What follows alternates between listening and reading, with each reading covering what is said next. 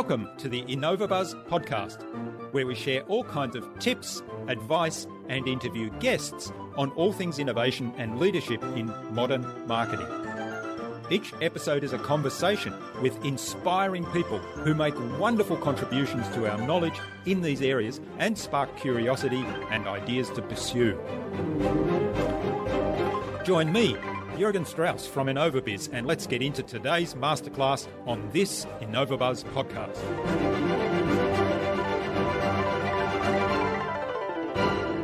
The way to grow and to learn is not just to create new alternatives, but to have the creating of the rules, the breaking of rules and making up new ones be a constant human evolutionary activity, so that we never turn anything that we're doing into gods that cannot be challenged. And that, to me, is the core of innovation. And I think in some ways that's part of what you see in the best of innovation. It's constantly iterating off of what has come before and being invested in the discovery of the new. And that can be both in the development of products and science and so on, and it also can be in the area of humanity and how human beings live and work and grow together.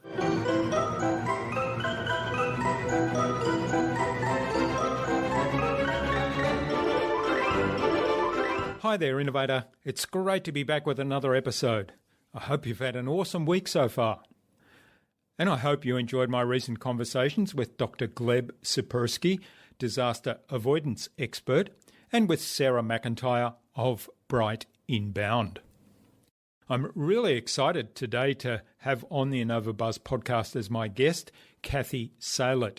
Cathy's the co-founder of Performance of a Lifetime and also author of the book Performance Breakthrough, a radical approach to success at work, in which she presents Performance of a Lifetime's revolutionary approach to learning, to growing, and to adapting to change. The book explores the becoming principle methodology and features real-life case studies as well as tips, techniques, and exercises for readers to create performance breakthroughs in their everyday lives. A quick promotional message from our sponsor, that's InnovaBuzz, where we help coaches and consultants build professional credibility, engage their target audience, and connect with their ideal client. That requires absolute clarity about who your ideal clients are and how you can help them.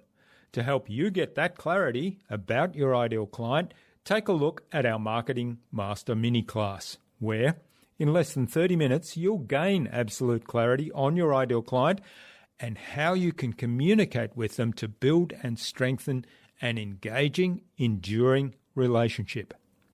Access the Marketing Master mini class at innovabiz.co/Marketing Master. It's completely free and accessible without even giving away your email. In our discussion today, Cathy talked to me about how you are both who you are and who you are becoming. She explained how improvisation can be applied to performance, to business, and to life. And she explained why you should be comfortable with not knowing the answers and how to ask curious questions. Without further ado then, let's fly into the hive and get the buzz from Cathy Salit.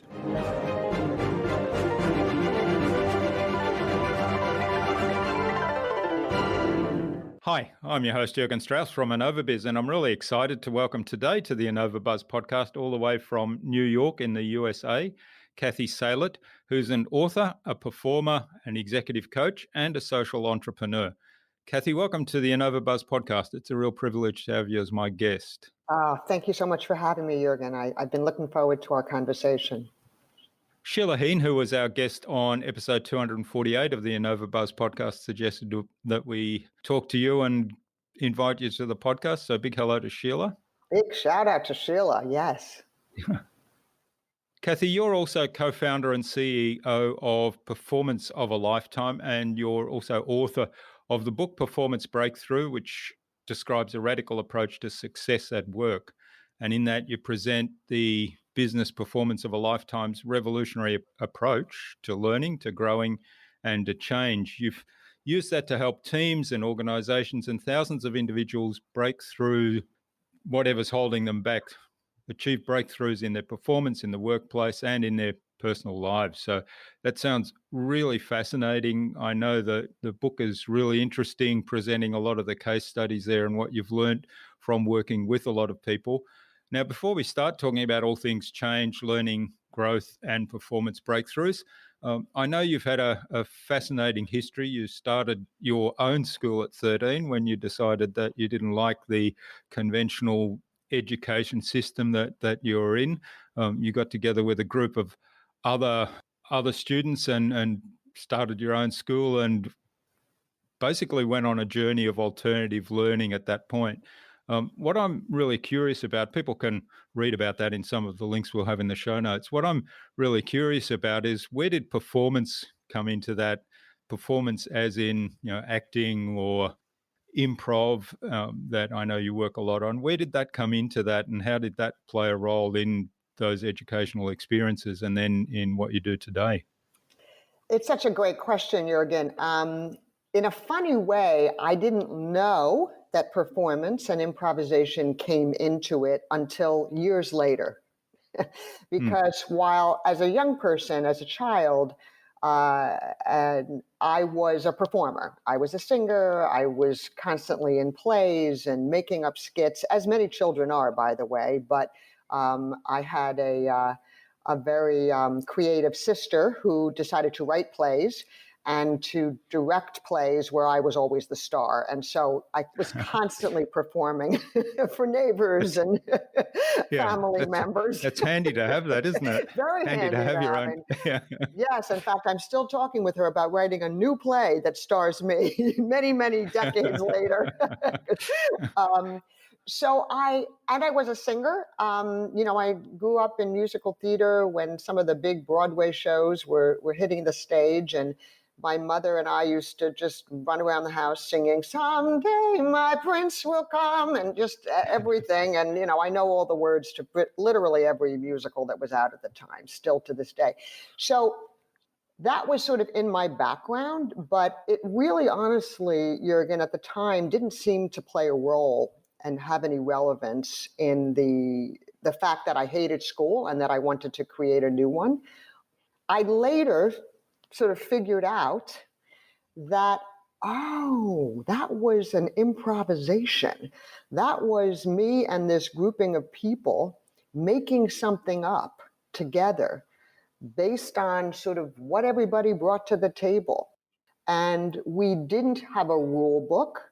We didn't have a script. We were so bold as to think that somehow we were qualified to create a school and to design it and to run it. And so in some ways, again, looking back, what I see is that we were performing knowing how to run a school. We were performing creating a school. We were pretending that this was something that we could and should do. And it was in that performing, in that pretending, that we actually created a school. But it was all improvisational. It was, we at one point, we all sat together and we said, well, what would we like the curriculum to be? And so we just started brainstorming about that. And so then we said, well, how do we, if we want to study, and this is the 60s, so you have to remember this was like how to tie dye, the history of the labor movement, all kinds of subject matters that were interesting to us. We came up with them, and then we said, well, how can we learn those? Well, let's improvise, again, even if we didn't have that language, and let's find teachers who want to teach that. Or let's go to the library and figure out whether one of us can teach it. And so all of that was unscripted, and we were creatively bringing into existence something that didn't exist before. And that is such an essential component of improvisation and performing. Performing before you know how, performing who you are becoming. Yeah, which is, I think, one of the core principles of the book itself. You call it the becoming principle. And I love the example you gave, largely because I'm a cyclist. I'm a keen cyclist, but Oh, okay. Yes, yes. the example is basically that, we get on the bicycle first and we've got training wheels on, and then we might graduate to somebody holding the seat behind us so that we don't fall over. And at some point that person lets go and we don't realize it immediately. And then all of a sudden, oh, we're riding on our own. But the whole principle of that, if you improvise that action, if you do what it takes to become a cyclist, then you become a cyclist, right? Exactly. If you perform as a cyclist before you are, you perform it, and then as you point out, you become it. But you don't, you didn't read a book. I mean, maybe you read a book about cycling, but that is not going to suffice for you to Yeah. learn how to ride a bike. You're just going to have to get up there and pretend that you know what you're doing. Yeah. So tell us a little bit more about that whole becoming principle, in particularly how it applies to kind of other situations, perhaps workplace situations, and also how people can develop that mindset. Because often there's, people will read something in a book and say, this is how you do whatever it is they're looking to do. And then they might say, oh, I could never do that. Or, there's a fear or some limiting belief that comes in the way. So how does the whole idea of improv and the becoming principle apply there? So, in the work that we do at Performance of a Lifetime, as well as work that I do outside of Performance of a Lifetime, I have some brand new news to share with you, Jürgen, which actually wasn't the case when you first reached out. I mean, although it was something that was in process, but I have actually just recently stepped down as CEO of Performance of a Lifetime. I am now CEO Emerita, or as I'd like to say, I am CEO Emerita. Um, and and so while I'm still doing some work with Performance of a Lifetime, one of the things that we've done as a company, and this has been very important in our mission, is we've not only done this performance work, which is really an innovation on traditional psychology and educational approaches. And I'll get back to that in a second, but to not only provide that service to the business community, but also to provide that service and to use that approach to help with social change efforts. So, for example, in building bridges between people who don't talk to each other, one of the programs that we've been very involved in, I've been very involved in, is designing a program called Operation Conversation Cops and Kids, which is a program of a nonprofit called the All Stars Project. And that we bring together police officers and young people from the poor communities. That's a very estranged relationship here in the United States and elsewhere around the world. And so there's a lot of fear, there's a lot of anger. And I'll start with that example, given that I'm sort of going down that road to speak to your question. What we found is that, and what we've done in that program, for example, is that we bring the police office together and the young people together, and they're all very trepidatious and, wary of each other. And one of the first things we have them do is to move around the space in slow motion, like as if they're all on the moon, walking in a gravity-less environment.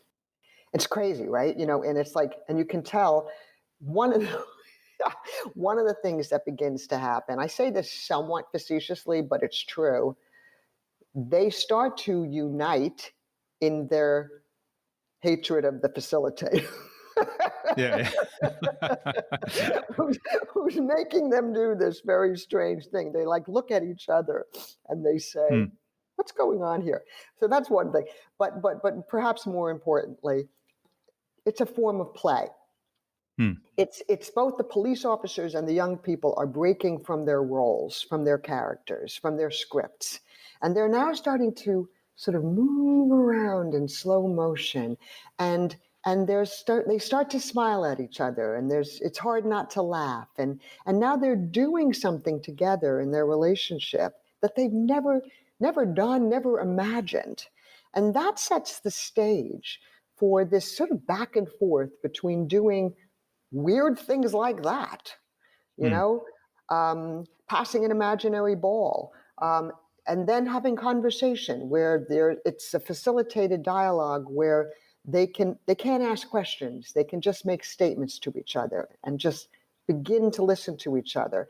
What we found is that through playing and performing and improvising for adults, and there's a whole lot to say about how this works when we're children, because that's very important, but I primarily work with adults, is that it helps us to imagine and to experience another part of our humanity.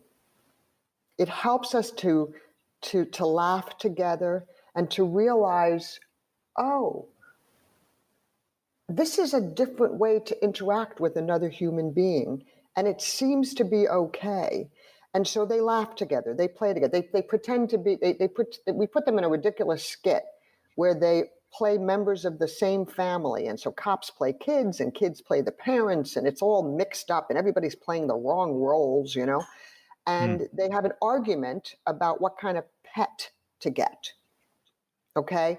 And the thing that's amazing, Jürgen, and this is pretty consistent over the years, over 2 decades of our doing this work. Yes, there is fear. Yes, there is, worry about like, oh my God, can I do this? Do I want to do this? But what you find is that if you can create an environment where this is about creativity, this is about innovation, this is about breaking out of our boxes, people start to play, they start to perform, and then they really get into it. And that creates the space and the environment for them to hear each other, to say some things that they haven't been able to say, to listen in some new ways. And literally every single person in that workshop, the kids or the cops, walk away saying, wow, I didn't know, for example, that we all are scared that when we leave our houses in the morning, we may not come home alive that night. I didn't know that for most of the young people in the room and for actually most of the police officers, who, by the way, are from some of the same communities, they didn't grow up with a father. But it's play and improvisation and performance that creates the space for them to discover that about each other. So that's an example, but that's outside of a business situation. But I actually think I think it's incredibly powerful, and I have examples after examples of how this works in the business world. I think it actually represents a potential new solution for us as a human race, as the human species, for us to perform both who we are, but also perform who we're not. Perform in a way that's unnatural for us. And that shows us that we've got some new choices. Yeah, I love that example for a whole lot of reasons, but one of the ones that, and you didn't mention this, but I think it opens up people's eyes to say that, that other person is more than their role.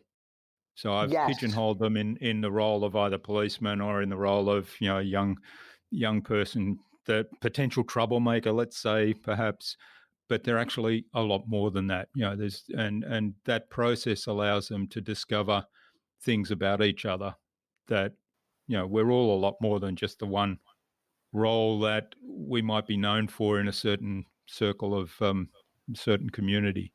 Yes. So I Yes. love that. And I think you talk in the prologue, you talk about Meryl Streep, who's my favorite actress. Oh, yeah. Yeah. And you talk about how, she's done all these wonderful roles and she's won, I don't know, 2 or 3 Academy Awards. She's been nominated countless times. And because she gets into the character and it's almost indistinguishable, but you point out that it's always Meryl Streep. Right. It's always Meryl Streep. And what we share with people is that the reason Meryl Streep and other fabulous actors and not fabulous actors can do what they do is because they're human. It's actually because they're human beings that they can do that, not because they're great actors, even though they are. It's because that is an innate ability that we humans have. And so we do it so naturally as kids, and up until a certain point when we're children, we're supported to do it, right? And then at some point we get told, and I don't think there's ill intent for the most part, but we basically get told by, our parents or a teacher, stop playing around, start behaving yourself, start getting it right, grow up, and that's cool because, there are things we have to learn, and you got to learn. I talk about this in the book. You have to know that you shouldn't cross the street if the light is red. There's certain rules. You have to know how to balance a checkbook, although actually you don't have to learn how to balance a checkbook anymore, but whatever, whatever the modern day equivalent is. But we do that at the expense, unfortunately, more often than not. And our school systems really perpetuate this. This is another reason why I don't like traditional schools. And we get sort of pigeonholed into those characters that you just identified, into the roles. Well, who are you going to be? Well, you have to be this kind of person. And then in traditional psychology, you get labeled, and when this affects in particular kids from the poorest communities who are labeled very, very easily, well, then that just sets the stage for their future and their lack of future, because now they are, developmentally disabled, or they're special needs, and they get tracked and they get labeled. And then that begins a process that is, well, you are only who you are. You are not who you are and who you are becoming. And so play for adults, and in particular theater and improvisation, frees us from the rigid roles. In the thing you were saying before, Jürgen, about, said so beautifully about that relative to the police officers and the young people, how that shows up in the work environment is you've got, you have like the technology people and you have the business people. So it's often the case that, so an example of companies will come to us with all kinds of requests, right? How they want us to help them. Sometimes it's because they're attempting to sort of affect a new strategy, a new business, strategy, right? And so, for example, we've done a lot of work within technology within very large companies, right? So technology is a huge part of any major company now. And there's a dynamic that exists, which is that for a lot of businesses, the technology people, they're just supposed to do what they're told. They're supposed to do what the business wants them to do. The business needs to be able to accomplish A, B, C, D. So they're sort of order takers, and they sit there and they stand there, whatever, and they sort of take orders from the business. Now, increasingly, you've got a huge amount of wisdom, a huge amount of experience, and a huge amount of information that you need from the tech people that's not making its way into the business people. And so one of the things that we do a lot of work with the tech and the business people on is helping them to see each other in new ways, and to help the tech people sit at the table and be business partners. And so that's a hard thing to shift, because the business people are just like, I don't want to talk to you, just do what I want you to do. I mean, that's an extreme example, but not uncommon. And the tech people are like, well, these business people, they don't know what it takes. They just want everything done by tomorrow, and they have no idea, blah, blah, blah, blah, blah.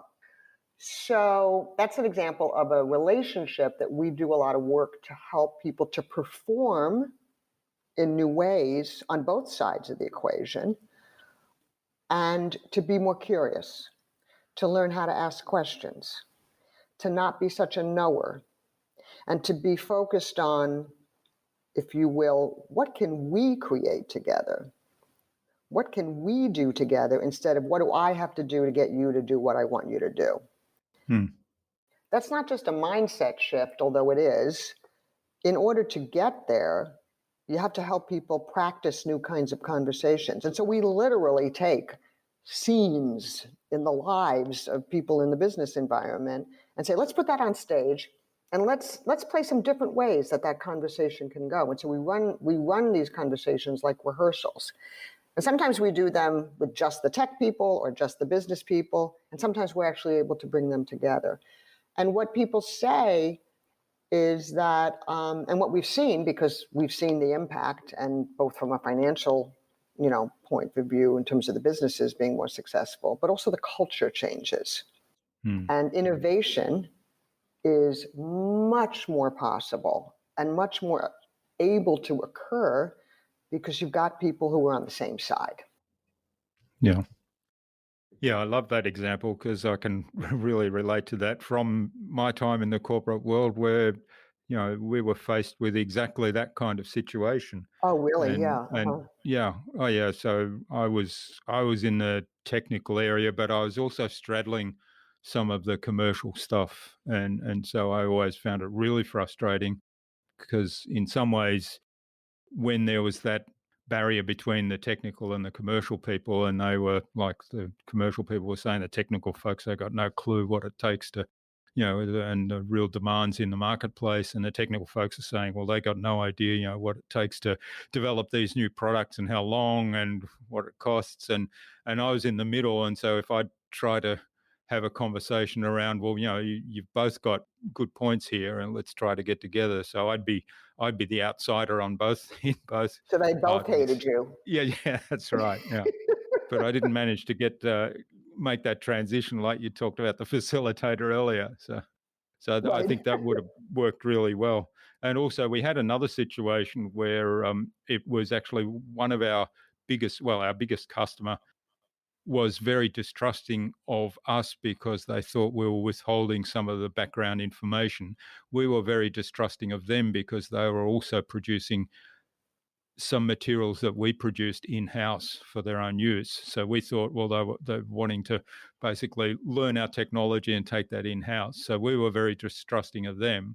And Right, it, right. That's there not was always uncommon. a big issue there. And I remember one time, now I didn't do a performance thing, but I did totally turn something on its head when they wanted to know certain information, and our people were writing all these, getting the legal people to write all this stuff about how we weren't going to tell them, but at the same time, we were trying to draft up an agreement that they'd continue to buy from us and work with us to develop new products. So I turned it on its head and just put it out there and said, what if we tell them everything? And then everybody kind of, so that was kind of, to me, that was what you're talking about a little bit about, let's write a new script. Absolutely. I mean, that sounds very performatory to me because you are Yeah. changing the script and you're saying, well, let's do another, let's have the scene go this way. Yeah. instead of how it always goes. Hmm. I want to write a new play. Let's write a new play and try that out. So how did that go? Well, it actually transformed things. I mean, we still didn't tell them everything, but what it did was we ended up having a task force of, 3 key people from both organizations get together and actually sit down and work out how we're going to manage this whole process going forward, so that we're not going to have these arguments each time in individual case by case basis. And we worked out basically a process whereby we jointly develop products together, and at what point key decisions would be made, such as whether it's going to be exclusive to that customer, or whether, or where the commercial ramifications would be in terms of cost of, what they would pay for the product, if it was exclusive or not exclusive, and all those kind of things then came on the table and were discussed between the two companies with this working party, and then that group would go back to each company and put the proposals that they came up with, and it worked really well. Did change the conversation. Awesome. Congratulations. Yeah, yeah. All right. Now, one of the things you've said a couple of times now is, that you are who you are, and who you're becoming as well. And you talk about the performance focusing on who you are, but also who you're not, which is where you start learning, growing, and developing. So tell us a little bit about how you go about that, performing what you are not yet. Um, well, I think you always want to get help from other people. I don't think this is a solo act. Yeah. And that's an important part of what we help our clients with. And, again, whether they're business clients or whether they're, people doing grassroots work in the community. And so I think part of what you want to do is start talking to colleagues and friends and whoever you feel like you trust to say, here's the situation. Here's the thing that's upsetting me. Here's the thing that's troubling me, whatever it is, bothering me. How do you see it? And what do you think we might do to change it? Now, sometimes that can be a conversation that you have with somebody outside of the situation. And sometimes it can be with the person that is perhaps even your adversary. Okay. And so, which to me, actually, when you described, Jürgen, it feels like it's in sort of that orbit of a kind of a thing where, so one of the things that we've helped people to do is to be able to say to each other, and this is on the personal level and on the business level, this conversation's not going so well. Maybe we could do something different together. Maybe we could change it up. What are you talking about? I think the problem is you. Blah, blah, blah, blah, blah. No, I know that's how you feel. And of course you understand I feel the same way. But I'm wondering, I think I want to learn more about why this is important to you. And why is this a hot button issue for you? I think I really don't understand it. Now, even you got to say, maybe you say something like that, Jürgen, and really what you're thinking is, I don't give a good goddamn what they think. I don't know. I know exactly why they're saying what they're saying. I know what they're, and that's where you're performing who you're not, because there is a part of you that feels that way. And and for the moment, it feels like the strongest part. But that's where you have to do something that feels unnatural. That's where you have to, it's like, well, what is the last thing I want to do? I don't agree. And what if you sat there and they said some things and rather than just saying, okay, now it's my turn, maybe you ask them more questions. We do this exercise called performing curiosity. And we bring people together and we have them select a bunch of issues that are sort of controversial.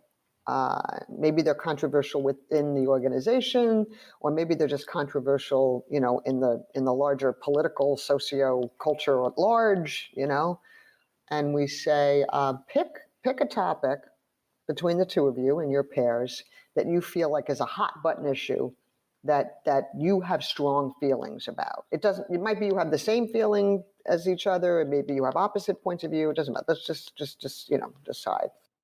And pick an issue. So for us in America, sometimes that's gun control, that's immigration. Obviously, that's a big issue around the world. In our country, it's also like Trump, whatever, So there's so many issues, or Brexit, And without getting into the details of exactly how the game is played, you're put in a position where you have to ask questions of the person who has a position that is almost the polar opposite of yours. It like upsets you to hear what they have to say. It frustrates you. It makes you angry. And we give them direction where they just have to keep being a learner. They have to keep being curious. They can say, I disagree with everything you are saying from the beginning to the end. And tell me about how you came to feel the way you do. Tell me about it. Tell me what you've experienced in your life that makes you feel this way. I want to know. And you change. Yeah. I'm guessing they have to be curiosity questions. So there must be some rules there, because you could ask questions like, how can you believe what you believe in light of all this evidence that proves you wrong? Exactly. So that's a wonderful example, Jürgen. We call that a stinky question. And so we say, this is a stinky question, and and we give examples, just like you said. How the hell could you possibly have that position? Don't you realize, blah, blah, blah, blah, blah, Yeah, you have to ask questions that aren't a yes or no answer, number one. That's one thing. You can't ask stinky questions. I mean, it is so hard for people to do, but these rules help them. And in the process, it's like, oh my God, I didn't know I could have this conversation in this way. And one of the things they're allowed to say, it relates to what I was saying before, is they could say, how do you think this is going? how are you doing in this conversation? Do you feel listened to? Do you Mm. feel, what would you like me to ask you? You know what I mean? I mean, you unearth so much, but it changes the dynamic from I'm right, you're wrong, or that everything is black and white, everything is either or, and I think, at the risk of being sort of unduly philosophical, I think what we're getting at, and I think this is important, is we're actually challenging the Western dualism, which is that it has to be either this or that, that many things can't be true at the same time. But that's a falsity from a philosophical and scientific point of view. Mm. and so, and sometimes we talk about that with people because people are philosophical. And that's an interesting thing to consider, that you want to include in, the fight about, how come you never clean up after dinner? Yeah, yeah. You know? And also, I think, having those kind of conversations opens up a whole lot of possibilities. I could imagine that, it and then using your metaphor in terms of writing a new script that sort of gives you options for, well, we could play out this little scene, or we could play out this scene, or we could play out this scene instead of the one that we have traditionally been playing out. Yeah, yeah. I mean, I had a conversation just this weekend with my partner, and he and I we're having a conversation about moral courage and what moral courage is. Just your typical, Sunday morning conversation. So there we are, we're having this conversation. And he and I sort of, he started sort of arguing with me about what I was saying moral courage was and what he was saying moral courage and so on. And it was getting a little heated. And then I said, okay, time out. Okay, we're going to do a new scene. He sits there, he starts to roll his eyes. Here's Cathy go. Here goes Cathy again. And I said, I'd be interested in talking about, if you're open to it, the fact that you and I disagree. Let's talk about that. But let's just talk about, oh, wow, you and I really think about this differently. I'd like to spend some time there rather than getting into what the disagreements are and trying to convince each other otherwise. And it ended up being a really interesting and I will add, a touching and an intimate conversation, because I sometimes like to liken it to, you're having a fight, blah, blah, blah. And then somebody says, and I do this too, and I direct people to do this, let's dance. What do you mean, let's dance? We're having a serious conversation. I know. Let's dance. Let's get up and dance. And so then you get up and dance, and like everything changes. The scene changes. It's like walking in slow motion, with the cops and the kids. Like we human beings can perform in new ways and change that is sometimes seems so huge and so, oh my God, how are we ever going to get there?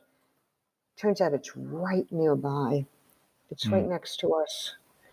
And I think that's a beautiful and important thing for people to learn and to have available to them more than ever in our world.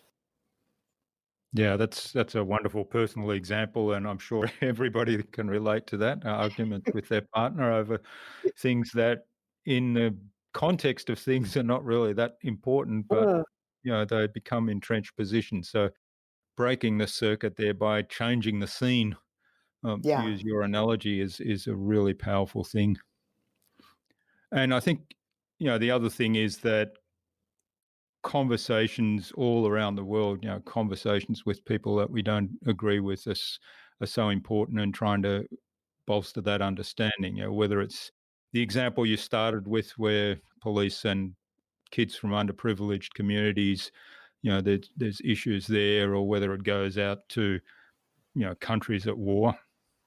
Yes. Basically, that's, Yeah. that's the extreme situation there where certain groups don't agree with one another, and then the entire populations of the countries at war suffer as a result. Yeah, I mean, what would it be like? My mentor, the late Fred Newman, who was a philosopher and a playwright and a therapist, he used to talk about, what it would be like if the Israelis and Palestinians could sit down at the table and instead of doing what they're currently doing, what they were doing then, and I mean, they're not even at the table anymore. But if we could be at the table and say, let's talk about the fact that we have no idea what to do about this situation. Let's discuss that. We really don't know what to do. And what a bond that could potentially create, because both sides have no idea what to do. So let's talk about that for a while. Yeah. Where will that lead us? And so for me and for our work, and this, what I would say is sort of, there is a new field that's really emerging, Jürgen, that's called performative psychology, that among other things, reveals that the way we think, the way we talk, our language, the way our culture, that's all socially created. There's a thing in the world called social constructionism. And it's the understanding that all that we currently do was created by human beings. And so consequently, we can continue to create what does it mean to interact and what language is and the norms and so on, because it wasn't handed to us by some god. No, us human beings, excuse my French, we f***ed it up really bad. We messed it up really bad, if you want to cut that out. And we can reconsider it. We can reconsider it. So, there are many other performances that are out there. And so this psychology, this educational approach, is about helping people to see that we are the creators of our language, of the rules, of the norms. And so consequently, perhaps the way to grow and to learn is not just to create new alternatives, but to have the creating of the rules, the breaking of rules and making up new ones be a constant human evolutionary activity, so that we never turn anything that we're doing into gods that cannot be challenged. And that, to me, is the core of innovation. And I think in some ways that's part of what you see in the best of innovation. It's constantly iterating off of what has come before and being invested in the discovery of the new. And that can be both in the development of products and science and so on, and it also can be in the area of humanity and how human beings live and work and grow together. Yeah, that's a great point. And having different conversations and creating new choices around those conversations, which essentially I think is what your whole process is about. I think that contributes to that innovation, because there's more choices and more things to consider, and as a result you are less likely to just accept things as the status quo simply because that's what we've always done, so we're going to continue to do it that way. Yeah, exactly. All right, well, this is a fascinating conversation, Cathy. I'm just aware of the time, so I think it's a good point to move on to the buzz, which is our innovation round. Talks a lot about innovation, and it's designed to help our audience, who are primarily innovators and leaders in their field, with some tips from your experience. So I've got 5 questions, and hopefully you'll give us some really insightful answers that'll inspire the listener to go and do something awesome as a result today. All right. What's the number one thing that you think anyone needs to do to be more innovative? Learn how to improvise. Literally. Yeah. I think people should take improv classes. When we first started out with Performance of a Lifetime, nobody had even heard of the word improvisation unless you were a jazz musician or if you were an improv comedian. Now there's like an improv school in almost every corner of the world, So learn how to improvise, even if you're not, without the goal of trying to, end up on stage. Take some improv classes. All right. That's really great advice. And it certainly ties in with your whole process around performances and choosing different scripts that you can improvise on the spot. So if you have that skill, that certainly will contribute to that. What's the best thing you've done to develop new ideas? Improvise.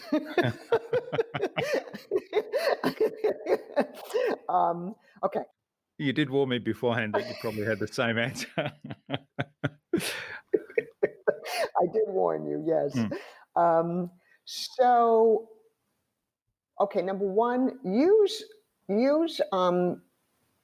determine in whatever, depending on what you're doing and what you're, for me and for our work, I always look, and we've always looked to look for the situations with our clients where we can try out new exercises, new designs, and be able to, if you will, test them. So you have to have the confidence to do that, and the sort of I think, both confidence in the design, but also not to be worried about it failing.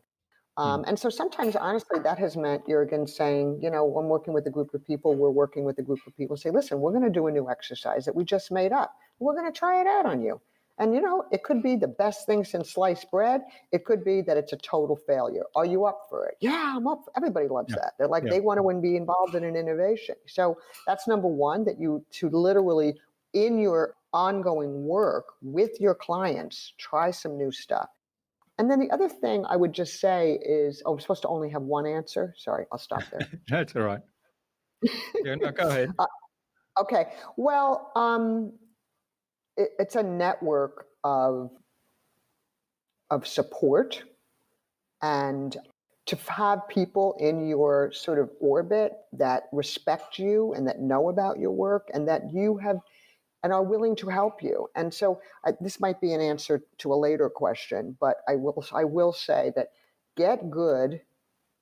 You want to become a leader in your field, you want to become more innovative, get good at asking for help.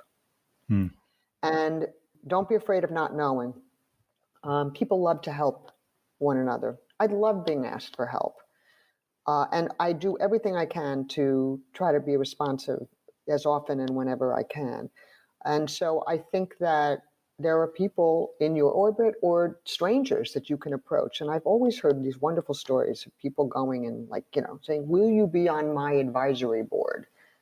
Business people, young people get involved, go to, and this is, I don't know if this is literally true, but the former head of AT&T says yes. But someone like that, you know what I mean? So don't be afraid to ask for help, and then have those people as your board of performance directors that help you. Yeah, that's great advice. I think as entrepreneurs, we probably all tend not to ask for help enough. Yeah. Okay, now what's one of the resources you use most often? Favorite resource? Improvisation. Okay. Yes, and so now I'm going to say a particular sort of golden rule of improvisation, and this is at the core. Like if you've ever seen shows like Whose Line Is It Anyway, or if you've seen improv artists on stage, they are practicing a rule that is simply stated. They say yes to everything that they hear, everything that their scene partner or scene partners do. They accept it as real, as true, as what's happening. And then the and is what comes next. The and is adding a little something to it, adding something to what is happening that you couldn't have said unless you were accepting what you heard. And so that rule, and people should look it up. And there's if you go online, there's all these examples of how to play yes and. Our natural tendency is to say yes but, or to say no but. Yeah. Okay. But yes and is an incredible tool for innovation and for improving productivity. Yeah, that's a great tip. I mean, the whole idea of just the language, the but is it's like, I think Google calls them stop words when you use them in SEO things. And I like to think of it in that way, because it's a stop word that basically says everything I've just told you up until the word but, is actually wrong, not important.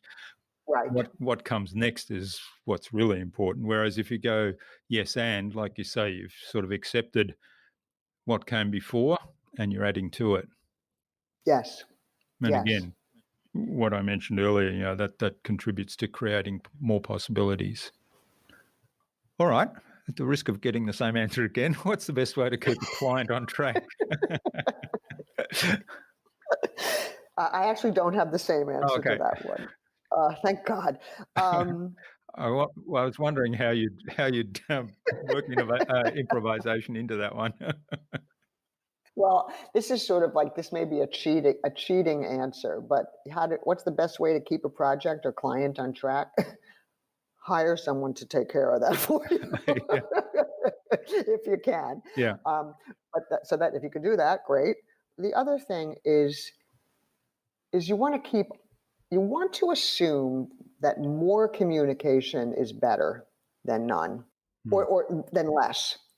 And so what I have found over the years is you're working on whatever you're working on, but you also, either you or somebody on the team, has to be thinking of what are the things we're doing 2 steps down the road. And so you just got to have somebody or you is multitasking in that way, and so whether for people that means always working backwards, always reassessing, making sure that everybody is on the same page and knows where we are in the process, and whether that's through conversation. And you have to make the determination, is an email going to be sufficient, or do I really have to get on the phone, or do I really need to see you in person? Because this is the kind of conversation that requires that. And for me, as sort of like weird as it sounds, that's a performance. Because it's sort of like, here's the play that we're in. Here's the beginning, middle, and end. We have these scenes sort of like in our minds about what the process is and what the steps are. And maybe we even have them in a, project plan, whatever. But we constantly have to reassess, is this next scene the one that we're going into, or do we have to write a new one in order to remain and be consistent with where it is that we're headed? Yeah, that's a good way to look at it, and certainly the working backwards from the result that you're aiming for, and then making sure that you're always looking ahead 2 steps and communicating to everyone that this is where we're up to, this is where we're going. Essentially, giving them the script for the scenes coming up. Yeah, I think that it's sort of, this may feel like it's a little bit out of this particular issue, but let me try it out and see what you think, Jürgen. So I'm a community organizer. I grew up as an activist. And so in some ways, the other sort of hat that I always have is, and the theater work is very intertwined with it, because it's like, well, what does the play need? But it's also like, what do I need to do? How do I need to communicate? How do we need to communicate with the people that we're working with so that they feel empowered, so that they know what they have to know, so that they feel included, and they are included. And so I think of that as an organizing strategy, like how do you get everybody involved and make people feel a part of it, not because you simply make them feel a part of it, but they are a part of it. Yeah, that's great advice. So there's transparency involved there, but also getting people engaged and involved. Yeah. All right. Now, what's the number one thing anyone can do to differentiate themselves? Be a great listener and question asker. Create the performance of yourself. Become a performer where people feel really heard when you talk to them, so that they feel like, I want to be with this person. I want to be around this person. I want to see what this person's doing, because they tune into me. I feel listened to. I feel heard. I feel seen. Yeah, that's great. I think that certainly does differentiate those people that are really good at doing that or are really disciplined about doing that, that does differentiate them. And it goes back to what you were saying earlier about keeping client on track, keeping people engaged, all the stakeholders engaged, and feeling as though it's part of it. I think being a great listener is really important for that.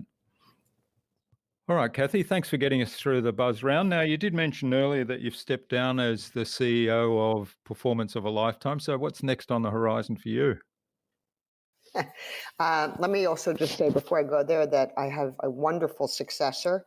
Her name is Maureen Kelly, and she her title is President and Chief Possibility Officer. So we're very excited about that. Yeah. And I'm very fortunate to have been a CEO. I was CEO for 23 years, and to have someone who is so amazing. A lot of people don't have that. And so I'm very excited that Performance of a Lifetime is in fabulous hands, and can continue to do great work with our clients, from American Express to Nike to IBM to PwC to ArcelorMittal. I mean, on and on, there is, as I mentioned earlier, that there's a new burgeoning field of performative psychology and dare I say, a movement of people who are taking theater and improvisation and off the stage, and also using the arts, sort of breaking down the walls of disciplines, which says that if you're going to do political science, that's the track you're on. If you do art, that's the track you're on. If you're on visual, everything is sort of categorized and individuated and separated. But there are more and more people who are combining the arts with social activism, with creating change, whether that's around environmental issues, anti-poverty, in the medical field, working in science, working in academia, working around community development, on and on. People are exploring and playing with how do we use performance as a tool for learning, growth, change, and empowerment, and to help people, as we were talking about before, to be not just who they are, but who they're not yet. Okay. I decided I wanted to take all that we've created at Performance of a Lifetime over the years and get on some other stages and begin to teach and educate and help give people tools outside of the business environment. I will say that Performance of a Lifetime, in our 23 years of being in existence, one of the things that we did and will continue to do is we've given away over $10 million cold hard cash, not just in pro bono, like technical support or consultation, free training or whatever, but actual cash that we've given to support grassroots organizations who are using the arts and social change in creative and innovative ways. And so that tradition will continue. So in some sense, Jürgen, I'm stepping on another stage, but it's very consistent with what I and the people I've worked with for years have believed in and have been dedicated to. I'll probably write another book. I'm thinking of the book. This is, don't hold me to this, but I'm thinking of writing a book called Creating with Crap, because there's so much crap in our world. There's so much crap in our personal lives and the way people relate to each other, in our political environments, our political situation, our social, blah, blah, blah, blah, blah. A lot of crap. So how do you create with that? So I want to write a book about that, I think. Yeah. And also I'll just say one more thing. May I? Yeah. Oh, okay. So, because I don't know exactly when the podcast is going to be aired, Jürgen, but there's an international conference that I've been very involved in for a number of years. It meets biannually. It's called Performing the World. And this is a gathering of usually about 400 to 500 people, and it's grown every year, who are people who are performance activists, who are doing the very thing I just described. And they're from Kenya and from the UK, and they're from Melbourne, and they're from New Zealand, and they're from Johannesburg, and they're from Nepal, and they're from Israel. They're from all over the world. And it's a gathering where people can come together and learn new best practices to to create a network and build community and share their work with each other. Happens in New York City, and check it out, performingtheworld.org, and the conference is happening in New York City at the end of September this year, 2020. All right. Well, we'll have links to that in the show notes. And are there any other places where people can reach out to you and learn more about you and your book, of course, and even say thank you for what you shared with us today, Cathy? Oh, sure. Yeah. You can find me on LinkedIn, Cathy Salit, Salit, first name Cathy with a C. I'm on Facebook. I have a personal Facebook page, but I also have Cathy Salit Author. And on Twitter, at Cathy Salit. And then you can also check out the performanceofelifetime.com website to learn more about the company. And All right. Well, thanks. We'll add those along to the performance event you mentioned and have all the links in the show notes so people can click through. Now, what number one piece of advice would you like to leave our listener with today, particularly in the area of being a leader and being a leader in their field, being a leader in innovation? Be open to not knowing. Don't rush to have an answer or have the answers. Become comfortable and start to relish being uncomfortable, not knowing. Because if we only reach for the answers and don't live in the question and in the unknown, we can't discover and innovate. Yeah, I love that. Be comfortable being uncomfortable, but be comfortable not knowing and living in the question. And I think that then leads to more curiosity as well if you do that. Exactly. And asking more questions. All right. Well, finally, Cathy, who would you like me to chat with on a future InnovaBuzz podcast and why? Yeah, this is how you get your people. That's right. I had a couple of thoughts. One is this guy named Phil Terry, and he runs an organization called Collaborative Gain.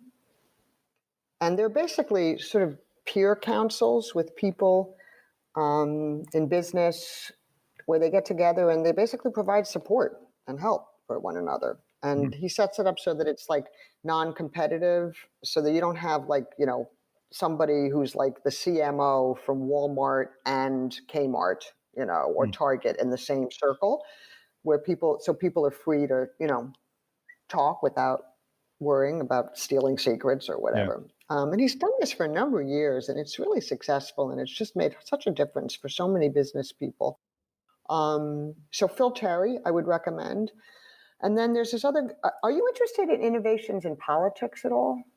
Oh yeah, why not? We haven't had anybody in that game. Yeah, well, then I would recommend a woman who happens to be my sister.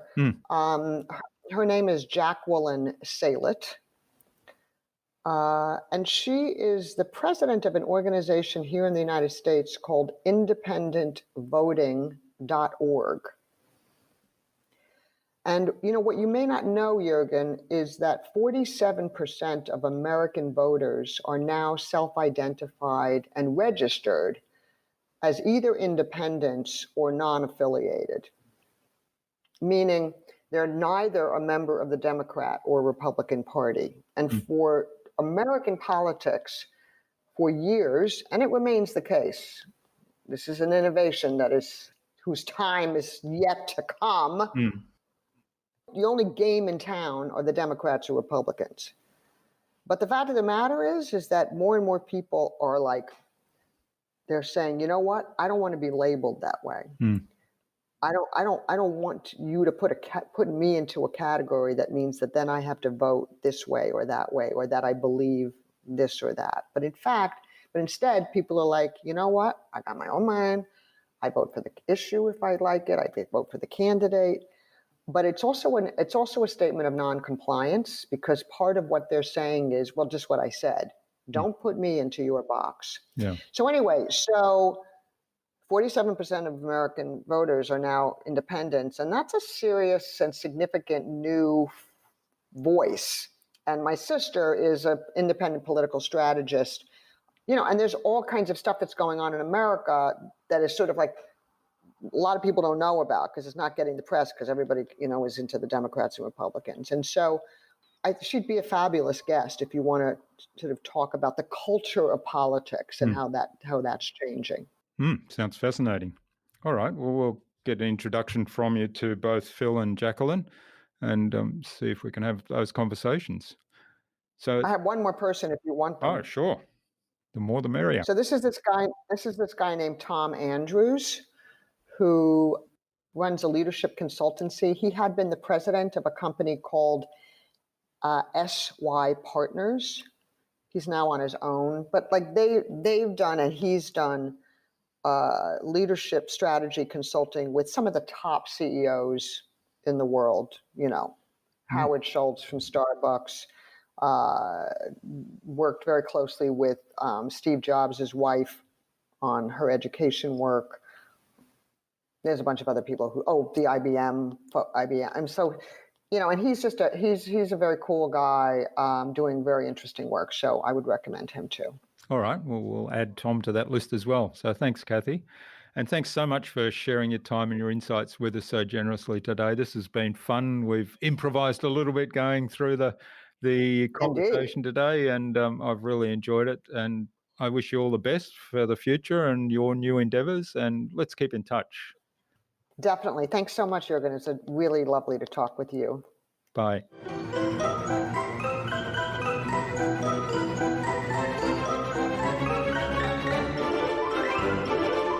I hope you enjoyed that engaging and insightful conversation with Cathy and took something away from her episode. Many of the examples and techniques Cathy shared with us can be applied in business to improve our performance and to change the script, as she puts it, so that we can change the outcome. I'd love to know what you took away from Cathy's episode. Leave a comment below the blog post, which you can find at innovabiz.co/Cathy Salit. That is CATHY SALIT. All lowercase, all one word, innovabiz.co/Cathy Salit. You'll also find contact information for getting in touch with Cathy there, as well as links to the Performance of a Lifetime website, to her book, Performance Breakthrough, to the Performing the World conference that she shared with us, and of course to her social media pages and the other resources we spoke about in our conversation today. Cathy suggested 3 guests for our podcast. She suggested we have a conversation with Phil Terry of Collaborative Gain, with Jacqueline Salit, political innovator and advocate for the rights of independent voters, and with Tom Andrews of TJA, a change leadership company, on future InnovaBuzz podcasts. So Phil, Jacqueline and Tom, keep an eye on your inboxes for an invitation from us to the InnovaBuzz podcast, courtesy of Cathy Salit. Remember to check out our Marketing Master mini class at innovabiz.co/Marketing Master. It's completely free and accessible without even giving away your email. But most importantly, it will enable you in less than 30 minutes to gain absolute clarity about who your ideal client is and how you can communicate with them to build and strengthen an engaging, enduring relationship. And if you'd like our help to go even deeper into marketing mastery, or our help with producing your very own podcast, even launching your very own podcast if you don't yet have one, then send me an email to jurgen@innovabiz.co and we can set up a quick call to have a short conversation and find out whether we're a good fit for one another. Tune in again to the next episodes of the InnovaBuzz podcast, where we've got some more fantastic guests lined up, including Murray Streets from BC&F Dentsu Agency and Justin Blackman of Pretty Fly Copy. Stay connected with us by subscribing to the InnovaBuzz podcast at innovabuzz.com/subscribe. INNOVABUZZ.com/subscribe. Make sure you never miss another episode. It would also mean a lot to me if you leave us a review, because what you think matters. I'd love to hear your thoughts, your ideas, your suggestions, or questions you have, so go ahead and share them in the comments below the blog post for this episode. Until next time, I'm Jürgen Strauss from InnovaBuzz.